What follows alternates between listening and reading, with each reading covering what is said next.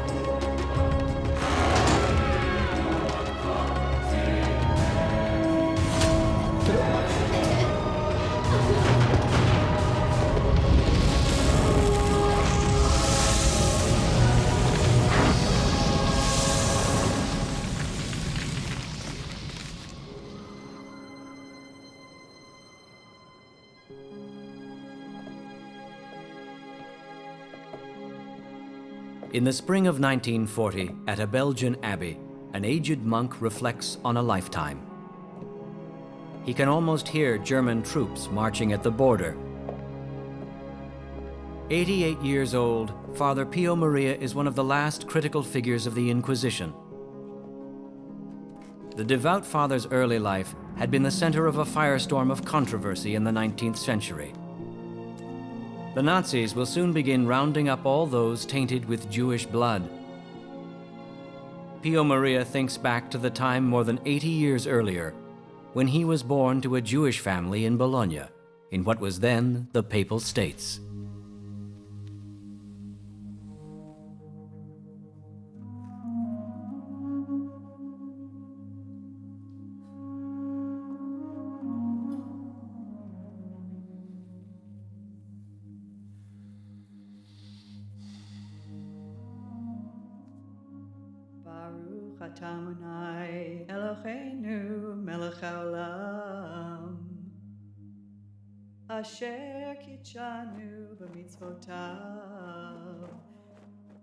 Edgardo is the child of Mariana and Momo Mortara, a middle-class family with an upholstery shop. The Mortaras are among the 200 Jews who live in Bologna illegally. It has been almost 300 years since the Jews of Bologna were banished from the city by the Catholic Church and ordered never to return. The Jews who inhabit Bologna live in fear of the Pope's deputy, the Inquisitor of Bologna.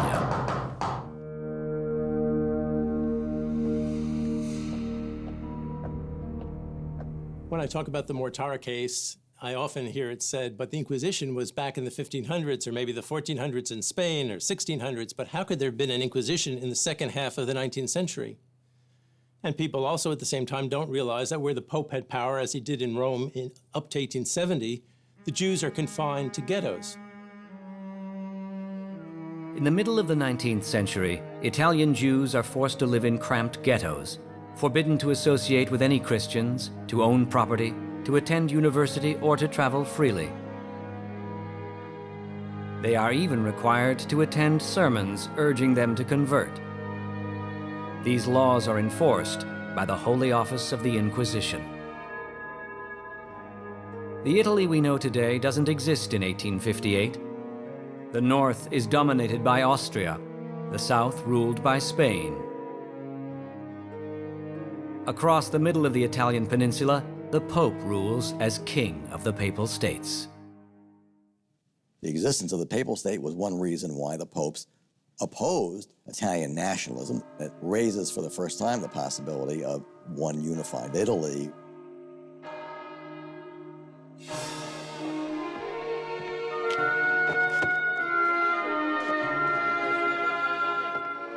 Bologna has always posed a threat to the power of Rome.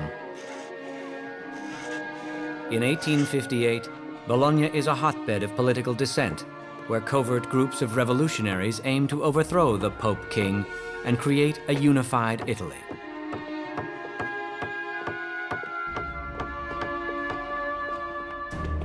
June 24, 1858, a search is underway. But the papal police are not looking for revolutionaries. They are looking for a little Jewish boy named Edgardo Mortara.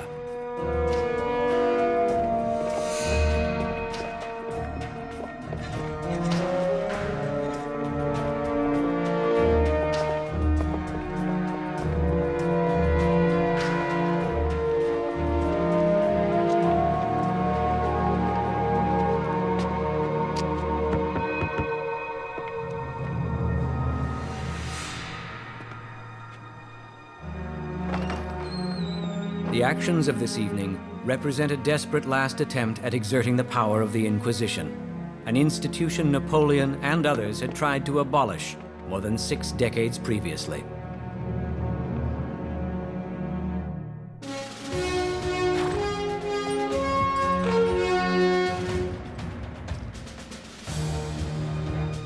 June 1796, outside the city of Ferrara. French General Napoleon Bonaparte and his army have successfully swept across northern Italy, capturing city after city in the name of France. He brings the spirit of dissent, revolt, and enlightenment to Italy.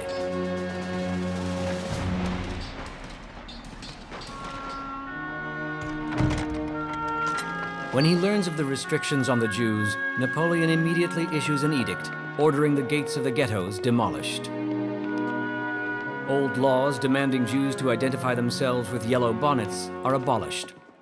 The Jews are now free to live anywhere and to practice their religion openly.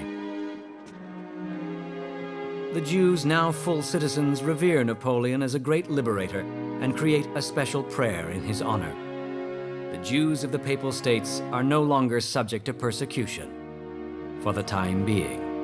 From Napoleon's perspective, the Inquisition represented all that was wrong with the ancien regime, with the old regime, the old political forces. The papacy was a product of the Middle Ages, Napoleon believed, and in particular, the Inquisition, which embodied the power of religion over the state, from his perspective, was something that no modern state, and certainly no state that he led, would tolerate.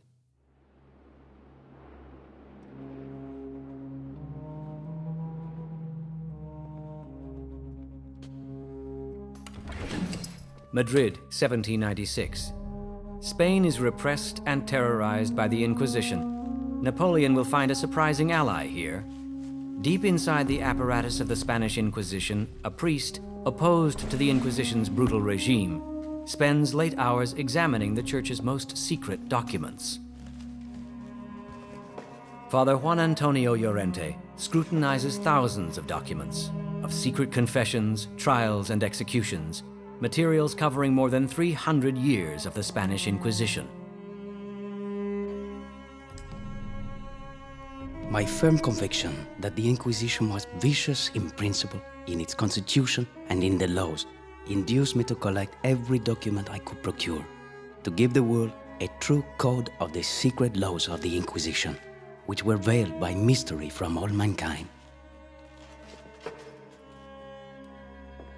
But it would be far too dangerous for him to share these opinions and openly criticize the Church and its methods. Even more so, since Father Juan Antonio Llorente is Secretary General of the Madrid Inquisition. For his views, Llorente could be brought to trial himself. Instead, he bides his time, seeking the opportunity to reveal to the world the horrors locked in the archives. We are all, most of us, products now of hugely diverse pluralistic societies, and the notion that a particular religious belief would be essential for the functioning of the society seems to us quite foreign. It's extraordinarily difficult for us to grasp.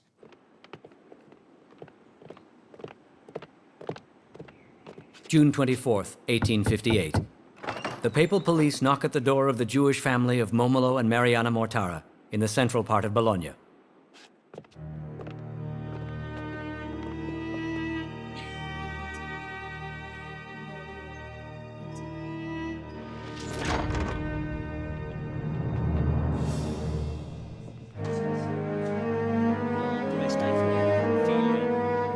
The Marshal of the Papal Carabinieri informs the Mortaras that they are the victims of a betrayal.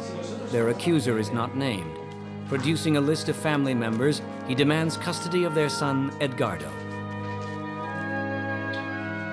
His orders are to take the boy. A papal law has been broken, and the Jewish boy has now become property of the Church.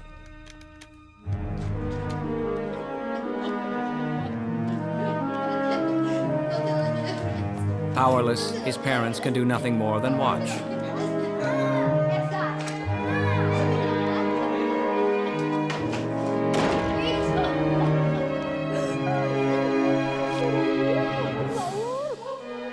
Edgardo's sister, Ernesta, will be scarred for life.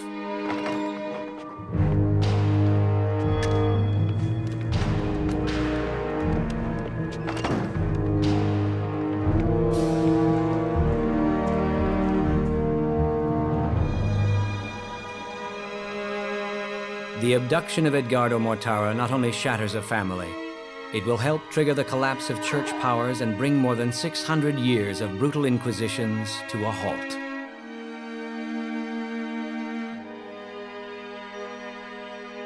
One of my great-grandmothers, Ernesta Mortara, was his sister.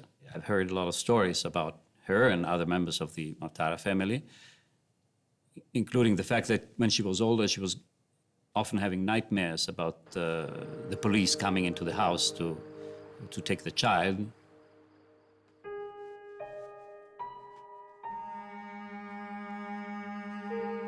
24 hours have passed since young Edgardo Mortara was ripped from his parents' arms by the papal police. All they have left of Edgardo is the receipt signed by the marshal. No one knows where the child was taken. No one can be sure if they will ever see Edgardo again.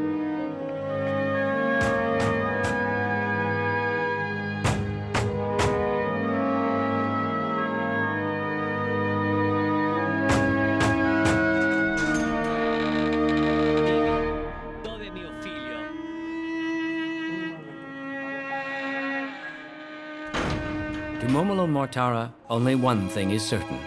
His son was abducted by order of the Holy Office of the Inquisition. The order was issued because, in the eyes of the Church, the boy is no longer Jewish. He has been secretly baptized and is now deemed a Christian. The parents are amazed, horrified. They say, we're a Jewish family. We don't even let our child go into a church. We don't let our child set eyes on a priest. He, of course, hasn't been baptized. For Momo Mortara, nothing is quite clear. Who claimed to have baptized his boy? When had the act taken place? With what intent? How could it even be proven that the baptism had happened at all? I was struck as if by a bolt of lightning. Surely there must have been some misunderstanding, some mistake behind it all. Not knowing what to do, Momo Mortara works up the nerve to confront the one man capable of shedding light on the mystery.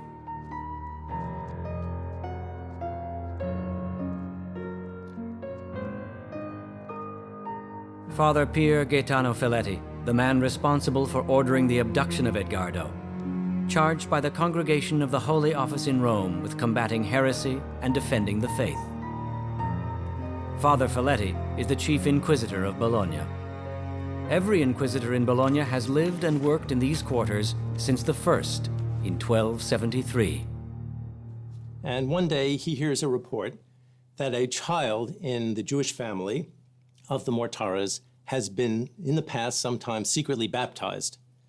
Because it's the position of the Inquisition that any baptized Jewish child be seized from their Jewish family, he orders an investigation.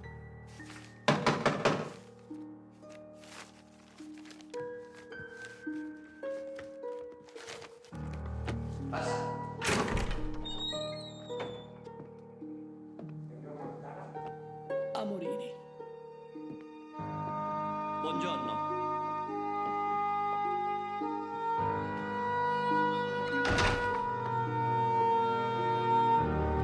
Senti qua. Che fanno con mio figlio? Dimmi chi è tuo figlio. Edgardo Mortara. Sì, non posso fare niente per te. Father Folletti refuses to tell Momo where the boy is being kept. For the Church, freeing Edgardo Mortara is simply not an option. More importantly for the Mortaras, the Inquisitor refuses to share the information in Edgardo's file. Evidence that might give Momo a clue to locating his son. The files of the Inquisition are not accessible to this Jewish father, or anyone else. Ma io non posso fare niente. Dimmi chi è tuo figlio. The secret files of the Inquisition had been Napoleon's obsession 50 years earlier.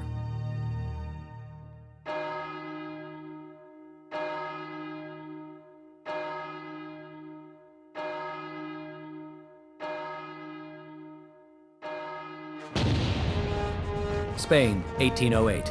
Napoleon's armies occupy Madrid, depose the former rulers, and install his brother as king. After 330 years of violent rule, the French waste no time in abolishing the Inquisition in Spain. A Polish colonel attached to Napoleon's army attacks the offices of the Madrid Inquisition, seizes its files, and liberates the unfortunate inmates of its prison. From the diary of Colonel Vladislav Lebanovsky. We found living sufferers of both sexes, and of every age, from 70 years and 10 down to 14 or 15, and all in chains. Here we found old men and aged women who had been shut up for many years. We then proceeded to explore another room. Here we found the instruments of torture of every kind, which only the ingenuity of men or devils could invent. These images of the horrors of the Inquisition are the work of Francisco de Goya, considered one of the greatest artists in the history of Spain. The French occupation ends the Spanish Inquisition. Goya is now free to portray the terror of the Inquisition in this famous series of drawings. Fantasy, abandoned by reason, produces impossible monsters. The Inquisition is a brutal and absurd organization, which its efforts to quell civil disobedience has now created obstacles to a freer society. Goya is not the only one now free to express himself. With the backing of Napoleon Bonaparte, Juan Antonio Llorente digs deeper into the files of the Spanish Inquisition and publishes its horrors to the world.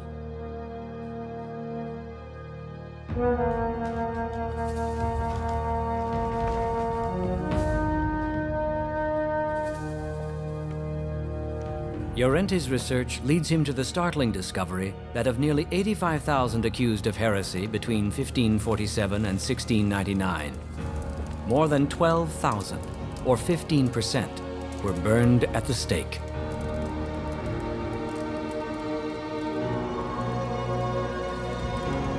For the Church, already standing on shaky ground, these revelations are nothing short of devastating.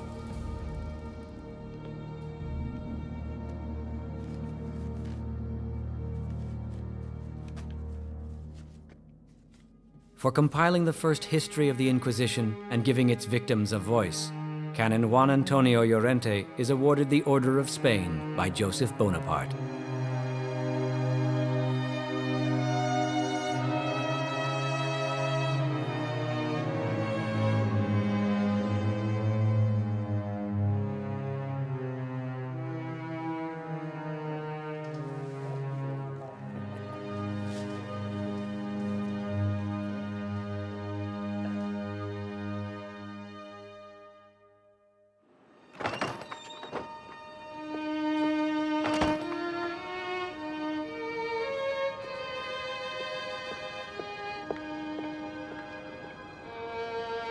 "50 years later, the Jewish father from Bologna sets out to expose the iniquities of the Inquisition.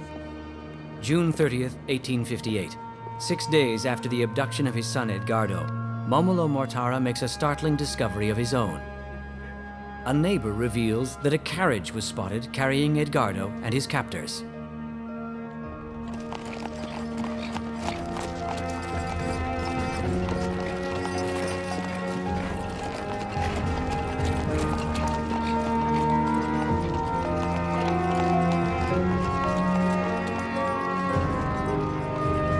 It was seen speeding out of the city. Their son is no longer in Bologna. He has been taken to Rome, a journey of 6 days by carriage. The Inquisitor refuses to tell the Mortaras on what basis he's taking the children. In other words, who is it who claims to have baptized their child? They say their child was never baptized, but they can't prove it unless they find out who it is who is supposed to have baptized him. Trying to determine who could have baptized Edgardo, suspicion turns to a former nursemaid.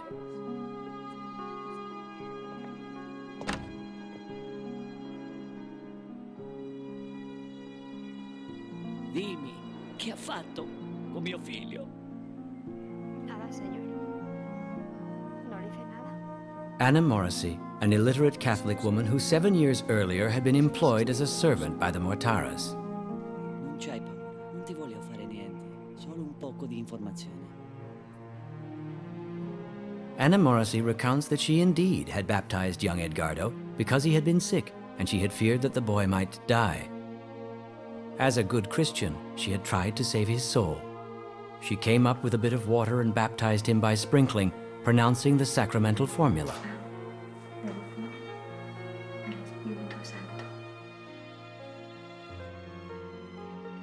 The boy had not died, and she had thought nothing more of it.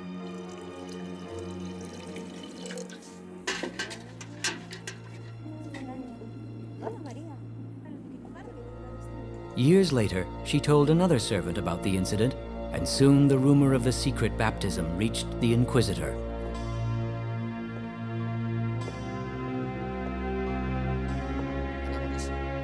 A fearful Anna is summoned to the offices of Father Folletti. The Holy Inquisitor interrogated me about what I had done with Edgardo, forcing me to tell him everything. I dared do it because even if they had surprised me, they would have just found me with a glass of water in my hand. And they probably wouldn't have understood what I was doing. There's actually a big drama here in terms of, was this boy actually ever baptized? Anna Morrissey has been working for years as a servant in Bologna to make enough money so she can have a dowry to return to the rural town she came from in order to marry, settle down, have her own family. She hasn't been able to make that amount of money, but she does hear that the church is giving money to needy, deserving Christian girls for dowry. Who is the person in Bologna in charge of giving those funds? Well, it happens, it's Father Folletti, the Inquisitor. And the Inquisitor made me swear on the crucifix to say nothing.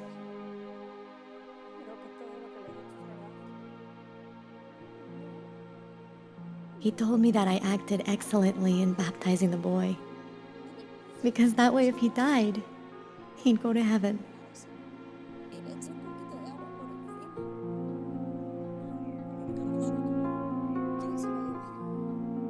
Anna Morrissey agrees to repeat her account in the presence of witnesses. But while Momo is gone to find a notary, Anna slips away and leaves town.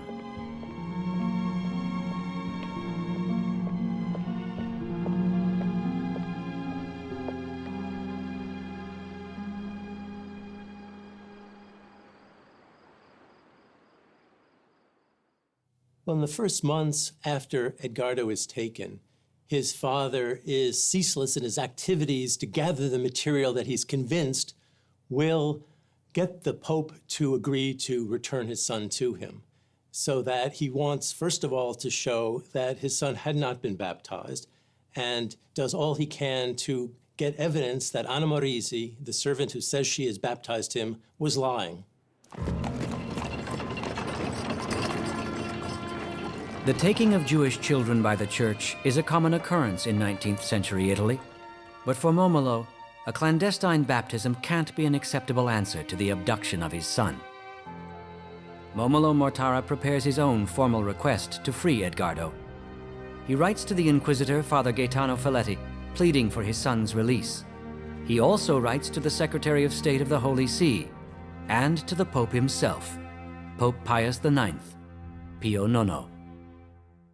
Interestingly, he remained at this time convinced that if the Pope only knew the full story, the Pope in his goodness would allow his son to come back to his parents. It is inconceivable for me that a child can be taken away like this. Surely there must be some misunderstanding, some mistake behind it all.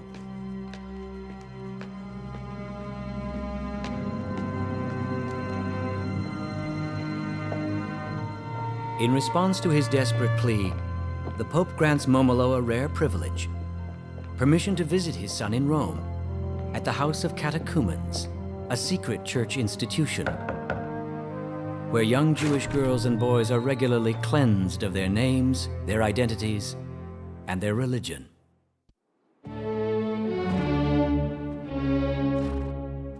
Napoleon had been the foremost opponent of the Church's power over citizens' lives. In 1809, he abolished all political powers of the papacy and crowned himself emperor.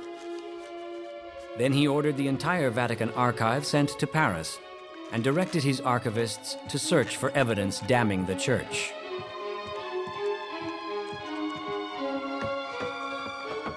(1810). Napoleon's dream of humiliating the Church is well underway. Over the steep trails and deep gorges of the Italian Alps, convoys leave for Paris, weighed down with the pillaged archives of the Vatican. In all, the convoys carry more than 3,000 crates crammed with Inquisition trials, sentences, decrees, correspondence, and doctrinal pronouncements. Enough detailed evidence in the eyes of Napoleon Bonaparte to turn the conquered people of Italy away from the Church and the corruption of the papacy. For those transporting the prized documents, the difficult terrain is fraught with peril, and valuable evidence is lost along the way. 2 wagon loads are lost at Borgo San Donnino, near Parma. 8 cases disappear into a canal between Turin and Susa. Despite these setbacks, a total of 3,239 chests containing more than 100,000 volumes arrive in Paris. Among many extraordinary discoveries, Pierre-Claude Donu, Napoleon's archivist, uncovers files describing the absurdity of the trial of Galileo.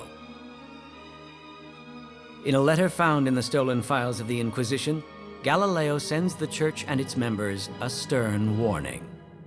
If anyone maintained that the opinion that the earth moves is heresy, and if afterward demonstration and observation would prove that it does move, into what embarrassment he would have brought himself and the Holy Church. It is precisely this embarrassment with which Napoleon hopes to undermine the papacy. But the return of the old order in Europe will intervene.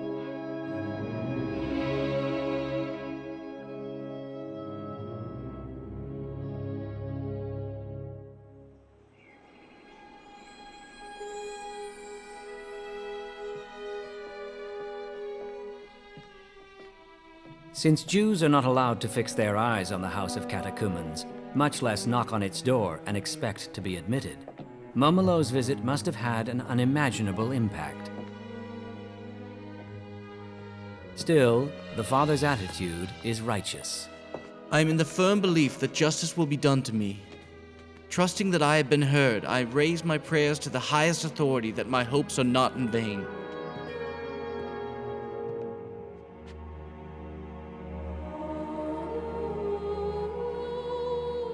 With its origins in the 3rd century, the House of the Catechumens has but one goal: to convert Jews and Muslims to Catholicism.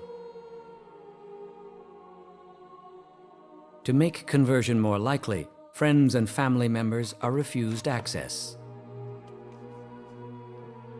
The emotions of family contact can easily sabotage the conversion of an unbeliever.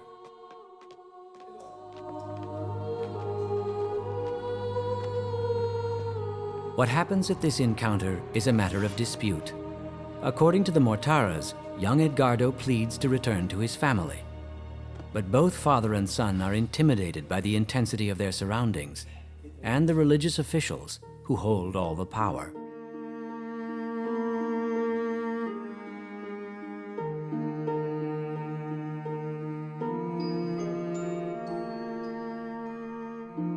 Although Momo has now freedom to see him and to talk to him, the boy is never left alone with his father.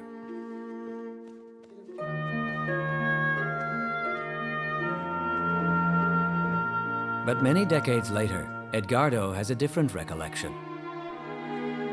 Needless to say, they tried every means to get me back. Caresses, tears, pleas, and promises. Despite all this, I never showed the slightest desire to return to my family, a fact which I do not understand myself, except by looking at the power of supernatural grace. Throughout the meetings, officials of the catechumens offer Momo a simple solution to his problem. Convert, and you will again be able to be with your son. Under the Inquisition and in the Papal States, where the Inquisition was being fully enforced, you couldn't agree to be baptized and then become Jews again. It was not an option just to go through the ritual, which to them might have been an empty ritual of baptism, and then continue to be Jews. Then the full force of the Inquisition would have come down on their heads. Momo's encounter with his son in the house of the catechumens is used for propaganda by Catholic newspapers. As they reported it, on Edgardo's journey to Rome, a miraculous conversion occurred.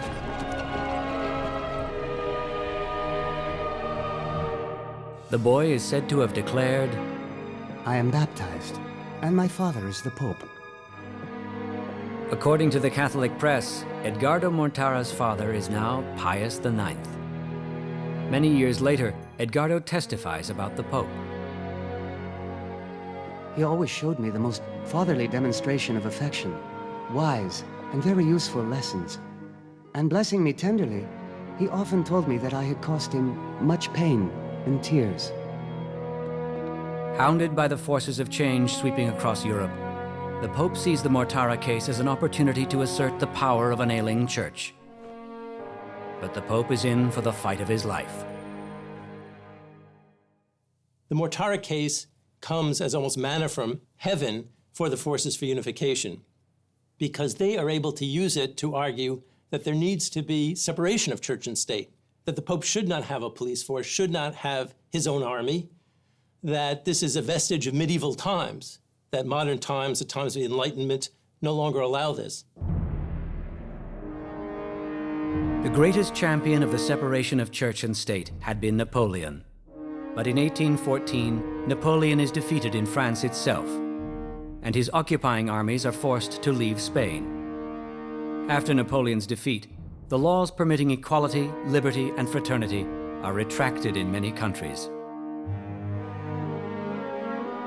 In May of 1814, in Spain, a royal proclamation states that anyone who supported the French during their occupation will be executed. The King of Spain vows that every heretic will have his tongue bored through with a red-hot iron. The dark days of the Inquisition return with a vengeance. March 16, 1815, Francisco de Goya is dragged before the Inquisition and accused of obscenity charges for painting a naked woman. Goya himself is forced to wear the cloak of shame at his trial. He is also accused of collaborating with the French. He escapes both charges through the mercy of the king. Goya escapes to Bordeaux in France, where he continues to paint until his death in 1828. His friend Llorente also flees to France, where in 1818 he publishes his greatest work on the Inquisition. In Italy, a new pope returns as the head of the Papal States and the Roman Catholic Church. He orders that the archives stolen by Napoleon be returned to Rome. But the French are unwilling to pay for more than 1/4 of the transportation costs. To reduce delivery costs, some Inquisition files deemed unimportant are left behind in Paris and sold to cardboard makers and fishmongers. In all, nearly 2/3 of the materials originally stolen by Napoleon are deemed expendable and are sold. Some even fall into the hands of French bankers, who blackmail the church into buying them back at exorbitant prices. Worse, for the Jews of Italy, they are herded back into the ghettos and again forced to wear the yellow bonnet. In the Papal States, the Inquisition will endure for another 4 decades.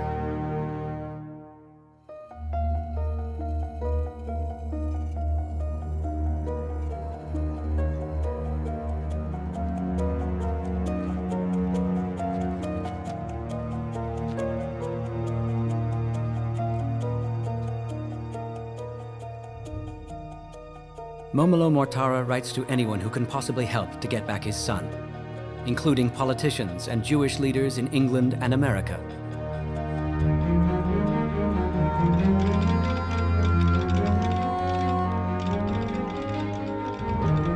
Through the new electronic media, the campaign draws the attention of newspapers in the world's democracies. In the month of December 1858 alone, the New York Times publishes more than 20 articles on the case. Momo was quite an admirable person, a person with a lot of personal courage. He was able to transform a private case of suffering into a public problem, really. One of the most powerful and influential men called on to support the return of the boy to his parents is the Jewish banker to the church, James de Rothschild. He writes to the Pope, I am certain that this fact can only be an abuse of power or a miscalculated excess of zeal, since your Eminence's reputation for justice is, for me, a guarantee that a procedure such as this, which has thrown an entire family into despair, would not be tolerated. In fact, the Pope himself, Pius IX, has been dependent on loans from the Rothschild banking family to keep the Papal States afloat, which is one of the great ironies of this story. Yet even in the face of requests from his own financier, Pius IX refuses to budge. But although they tried, the Pope says this is a matter of deep principle, of deep Catholic principle, on which I cannot bend. Both the powerful and the powerless tried to steal this boy from me and accused me of being barbarous and pitiless. They cried for his parents, but they failed to recognize that I, too, am his father. I had the right and duty to do what I did for this boy. And if it were necessary, I would do it again. Pope Pius IX stands fast, but even he cannot stop the larger forces at work. The Mortara case comes at a crucial time in history, for European history and also for Italian history and the history of the Catholic Church. It comes at a time when the Risorgimento, the movement to unify Italy, is gaining steam. It's a movement to create what there hadn't previously been, a single Italian state. For almost half a century, revolutionaries had dreamed of a unified Italy. That dream had finally arrived. After protecting the Papal States for 250 years, the Austrian army is forced to withdraw from Italy and leaves Pope Pius IX's regime vulnerable to attack.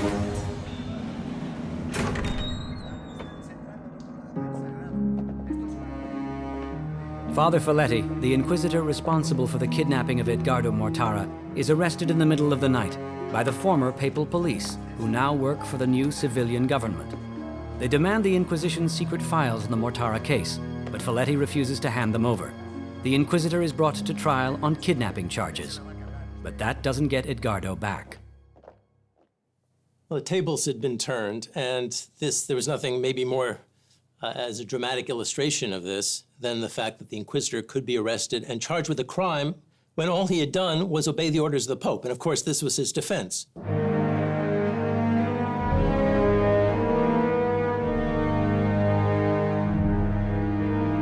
In 1861, all that is left of the Pope's temporal kingdom is Rome and the area immediately around it.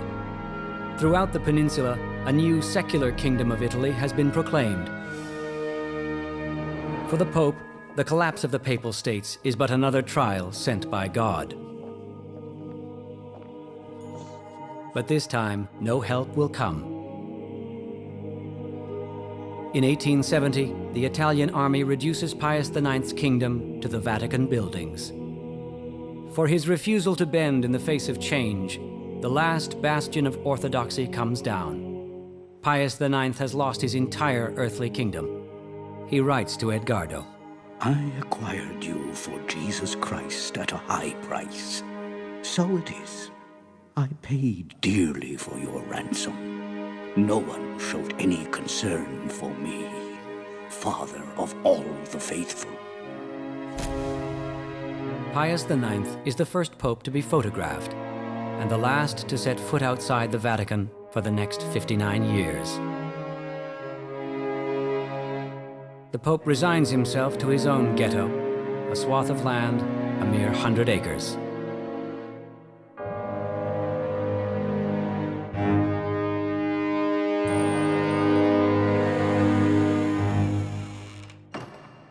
September 20th, 1870 is a historic date in Italian history. It is the day when the Italian army would break through the walls of Rome, the last part of Italy ruled by the Pope. The Pope would retreat to the buildings of the Vatican, and Rome would become the capital of the new Italian state. Momo Mortara had been waiting for 12 years for this to happen.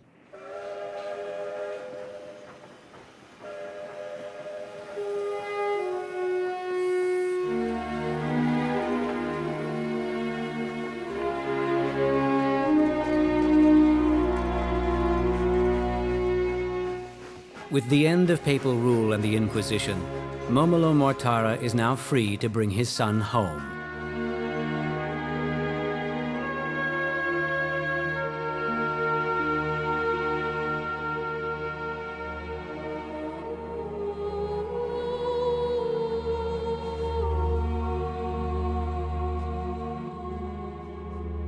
"12 years have passed since his abduction. Edgardo learns that his father has come to Rome to take him back. His reaction is unexpected. From the letters of Edgardo Mortara. On October 22nd, 1870, at 10 at night, accompanied by one of the friars, both of us dressed in street clothes, we made our way to the central train station where, my mentor told me, he spotted my father. Deeply frightened, I begged in my heart that I be spared the encounter. And in fact, my prayer was answered. And without any incident, I got on the train for Bologna.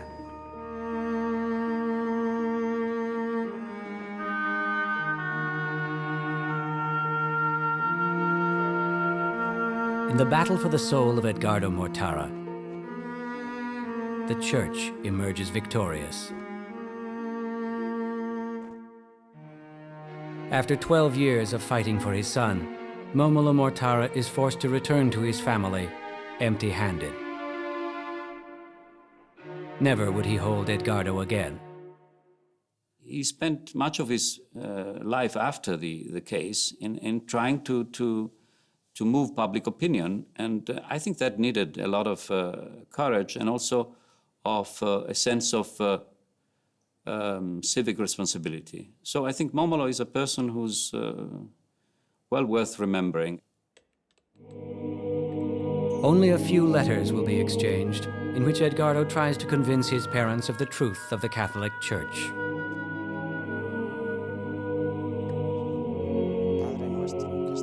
At the age of 21, Pio Edgardo Mortara is ordained a priest and dedicates his life to spreading the faith.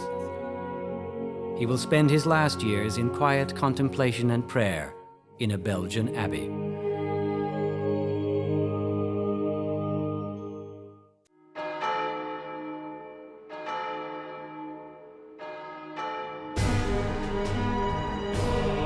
For 1,000 years, papal power struggled to preserve the Catholic Church as the world's only true religion. Through rigid doctrine enforced by the powers of the Holy Office of the Inquisition, the Church has reigned supreme.